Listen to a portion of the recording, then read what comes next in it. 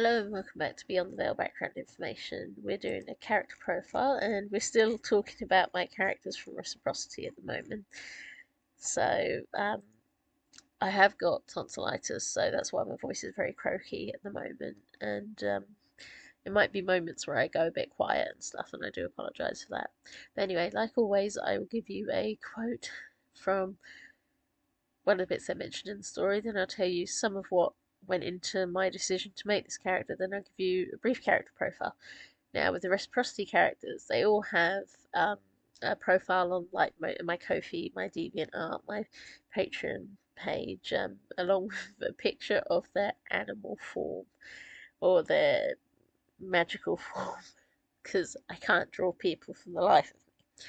So that's what the picture you'll see is from. Some of them are really bad pictures because I do cartoon art. I don't really do very realistic, but yeah. So and reciprocity in particular, I'll put the Wattpad link in the description because you can read it for free on Wattpad, and you're doing quite well with that. I'm soon gonna, once I get to the 25th chapter, once that's done, I'll be doing the first volume on Amazon at some point. I'll have to sort that out. But yeah, so reciprocity is something interesting. But let's get into it. We're talking about Thespina Geraldo. Cadet Thespina straightened up, looking excited. She seemed to be the sort that liked to do everything by the book, and it just made Rufio groan even more as he was then escorted to the police bike. Quote from Reciprocity. So there are three major inspirations for Thespina Geraldo in my brain. Firstly, I needed a female police cadet to be involved in the matter, and one that could be sensible and handle the situation, even if it got chaotic, but was going to join the missions, even if it means later bending the rules a little. I needed her to be the sensible one, and I decided early on that I wanted her to be a lesbian because it worked better with the relationships with Rufio and with the others. Therefore, any of you might be thinking of another lesbian policewoman from my childhood and my love of Batman, Renee Montoya. So, although I certainly did want to have this, although I certainly did not want to have the suppressed lesbian that Montoya is in some of the works. So she was the template that I was inspired for this minor, mixed with, of course, Brooklyn Nine-Nine's characters, particularly Amy, which has a good chunk of influence on some of the characters, and also strong arm from the Transformers Robots in Disguise 2015. I'm afraid I am a Transformers fan, so poor people you are. I suppose she fits the stereotype or trope character that I wanted for the reciprocity story because I wanted to dive into them as time goes by and events unfold. Certainly, Thespina is in a stable relationship with Aura, and everything for them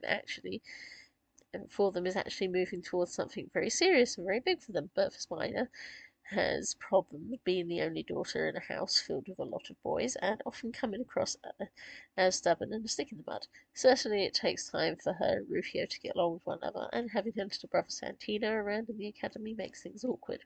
In hindsight, Thespina is the only main character that's female in nearly every chapter, which I hadn't actually thought when I was writing it, but more female characters join in as it gets further in with Dilbaz and then Roan and when she gets involved. I don't know why that happened, but when I initially got annoyed with when where I initially could get annoyed with Spider when I was writing her, now she's more enjoyable as the story has progressed, and certainly she's the most level-headed of everyone present. She did she she's a bit less stick in the mud than she was at the start now as we've gone further in. She's certainly more happy and more comfortable with herself, but I think it's also due to just as she's aging as well with it, and as they're learning things, and then as she's allowed to have Aura understand some things too, although not everything. I think that's where she improves, where she's able to have more interactions. But anyway, name Thespina Geraldo. Position, shapeshifter canine, story featured in reciprocity. Role female protagonist, gender female. Description light tan skin, soft brown eyes, dark brown hair, 5'9", muscular for her height with a pretty face and large eyes, Although she rarely smiles, her smile is said to be quite sweet. Wears sensible clothing whenever she can, but has no issues wearing dresses or trousers or whatever is needed for the occasion. Around the veil, abilities can turn into a mongrel dog that can track scent as well as bring down culprits and chase them. Master, the law of the land. Personality, stubborn, stickler for the rules, easily frustrated, dependable, and actually more compassionate than she may seem. Relations, daughter of Mr. and Mrs. Geraldo. She has several older brothers and is the only girl. Amongst her brothers include two cousins that were adopted as brothers after their mother's death in the war, and her younger brother is Santino. History: her family hails from Cuba originally, and certainly Thespina likes to think that her family are very connected to their roots. But even from the outset, she was the one that always did as she was told, and never asked questions she thought were silly. Though, boy, did she find questions to ask about everything. Although she was born during the waning days of the war, she has very little recollection of any of the years before she was 10 years old. 10 years old, save when two older brothers, who were actually their cousins, were brought into the family. Very early on, too, Thespina found herself drawn towards other girls and having no interest in boys whatsoever. But for most of high school, it worried her because her family was quite Catholic and she did not know what their opinion of the matter would be. However, when she met Aura, when they were both 15, it was like lightning striking her, and she could not restrain the fact she was in love. Yep, kitten, stop jumping on me. Anyway, however, when she met Aura when they were both 15, it was like lightning striking her, and she could not restrain the fact that she was in love. However, it would take years and experiences with other relationships before they were together.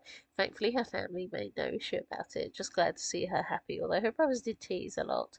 But to Thespina's own surprise, Aura and her both wanted to join the police force, something that would be new and raise the standing of her family in the community. And swiftly she went through the training programs and was prepared at 21 to join the force for proper training.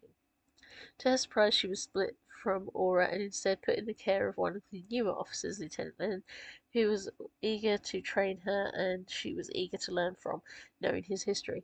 She was also soon paired with young Officer Tyrell, who was a bit more chaotic than she was used to dealing with, but it only became troubling for Spain as nice and steady progress from Rufio Anders turned up. So final comments. Although because of the position of where the archipelago is, there's supposed to be a real mix of different people around, and thus wasn't having any of my main characters be a straight white cisgender male. Kenny doesn't count. It seemed more interesting to have the Spine as a family come from Cuba because it's another island and well fits with the kind of things that happen in the archipelago and how people end up there.